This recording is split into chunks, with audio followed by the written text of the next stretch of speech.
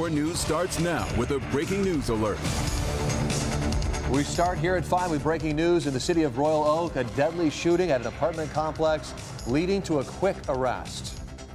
Royal Oak police rushing to Crooks Road just before noon today after shots rang out in a parking lot. This all happened at the Devon Park Apartments near 13 Mile Road. Jay Scott Smith is at the scene live. Jay, you just received an update from police about an hour or so ago. What more have you learned? Well, Kim and Ty, good evening, everybody. By the way, as you see, the scene is largely clear out here right now, but that's not what it looked like earlier as everything was taped off following a shocking act of violence. This was a targeted act. It appears several shots were fired, but I don't want to put a number on it. A quiet Thursday afternoon quickly spun into chaos as gunshots rang out at the Devon Park Apartments near 13 Mile and Crooks, right across the street from Royal Oak High School, after an argument spilled into the parking lot and quickly turned deadly.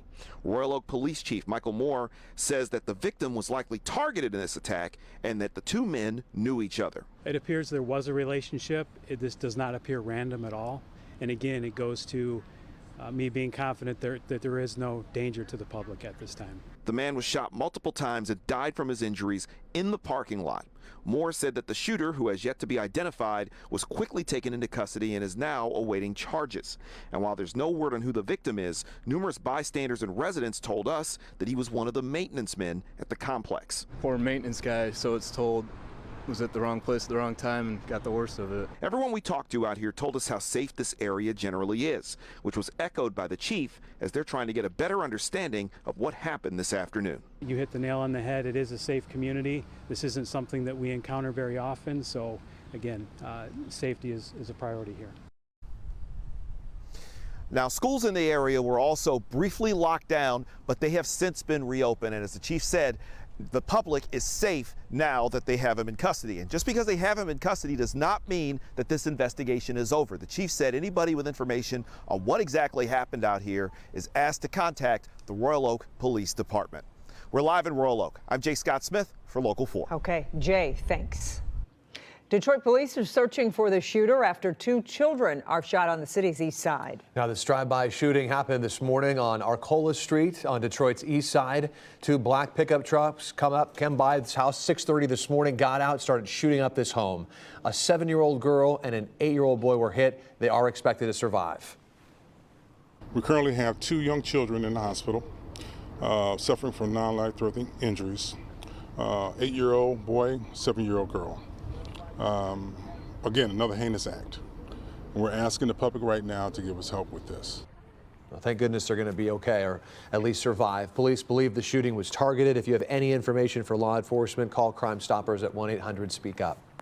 Flooding fallout after Metro Detroit plummeted with rain twice in just 1 week. Several communities saw flash flood warnings between Monday and last night, leaving roads looking like this. And one of the communities hit was St. Clair Shores, and that's where we find our Lauren Kostick tonight. Lauren, residents, are they still cleaning up today? Oh, they are still cleaning up more than 72 hours later, with a lot of neighborhoods looking like this. Neighbors tossing out furniture, even mattresses, after all that water came rushing into their basements on Monday. They tell me the worst part is it's far from the first time. This is nothing new. We've ended up with 2 stalled vehicles in the middle of the road. That was Monday when Local 4 spoke to several neighborhoods overwhelmed by flash flooding in their St. Clair Shores neighborhood.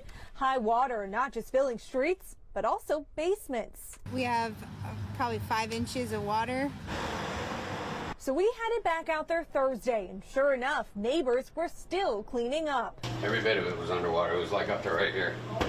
Andy Badul showed us his basement, saying almost everything had to be tossed after this is what it looked like Monday night. And he's not alone. The worst it's ever been. It was like sewage this time. Tina Ross and Jacqueline Drum also frustrated, saying flooding has sadly become a normal occurrence on their street. Easily 30 to 40, bad. Bad. And they redid our street, they started working on infrastructure, and now it floods all the time. So we headed over to City Hall to get some answers. The city manager didn't want to talk on camera, but told us the city's system and pumps were all working fine that day, saying it was simply too much rain in a short amount of time. But neighbors say these rain events are costing them thousands each time. How much did you think you lost here? Quite a bit. Yeah, quite a bit. Couple grand easy. We know St. Clair Shores is far from the only community dealing with all of this flooding this week. So we're going to be looking more into that. Is it the infrastructure? Is it just a lot of rain that's causing this? We're going to be diving into that tonight at 6. For now, live in St. Clair Shores, Lauren Kostick, Local 4. Okay, Lauren, thank you.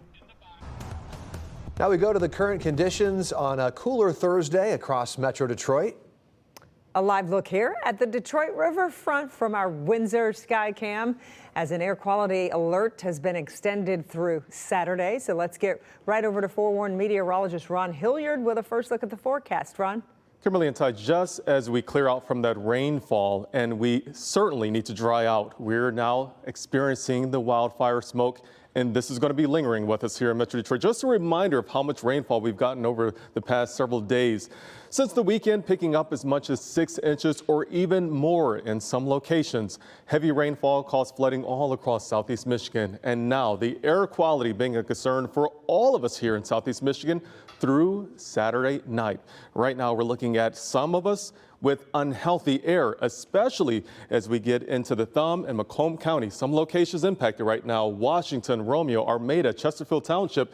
Going into Port Huron, we're with the unhealthy levels. Same situation in parts of Oakland County. Going into Birmingham, Troy, even Rochester Hills, Madison Heights, Clawson, we have unhealthy air quality right now. Here's what it looks like in Detroit. You see those smoky skies, temps below average right now. I'll tell you when we start to warm back up to normal coming up in a few minutes. Thank you, Ron. Football is back in the birthplace of the NFL. Got a live look tonight at the Pro Football Hall of Fame.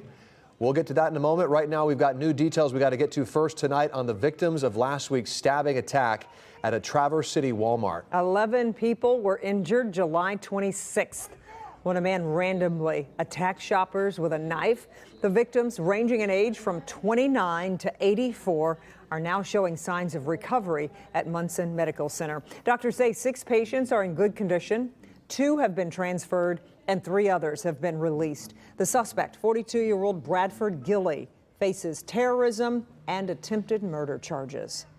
President Trump and Mexico's leaders are buying time in their tariff dispute. The president says he's giving Mexico 90 days now to negotiate while keeping current tariffs in place. Mexican imports face a 25% tax, with copper, aluminum, and steel hit even harder at 50%.